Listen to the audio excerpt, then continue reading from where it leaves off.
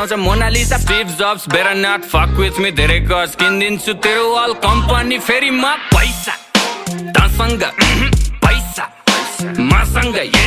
पैसा तसँग पैसा मसँग